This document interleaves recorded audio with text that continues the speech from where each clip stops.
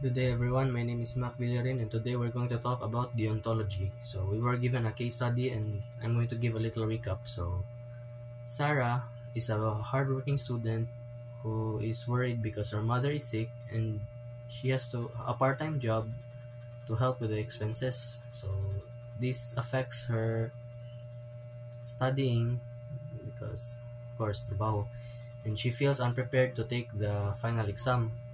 And her classmate kay ni-offer og exam nga mga answer na nakuha niya sa pagpanikas or trabaho ng illegal nga pamagi, and saying it will help her pass the exam. And naglibog si Sarah kung buhaton niya unsay sakto or unsay kuan niya.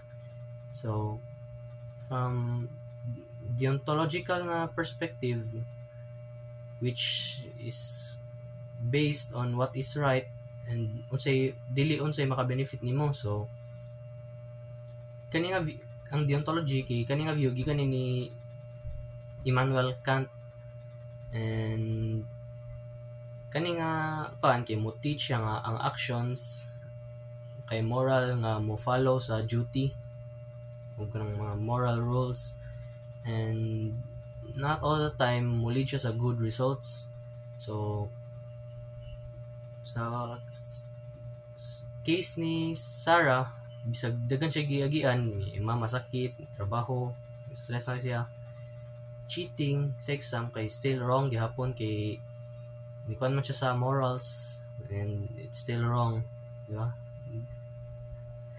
And doing what's right means mo stay kasi mong values niya, mo try na kasi mong best, di ba? Kay mo man imong duty as a student bisag lisod. So kung mo follow ka sa deontology, ang dapat buhaton ni Sarah kay mo refuse siya sa pagpanikas, di niya dawaton ang answers gikan sa classmate, and to take the exam honestly, di ba? Kay mo may honest, and there's a big chance that she will fail, but at least intact yung integrity niya, ni follow gyapon siya sa iyang morals.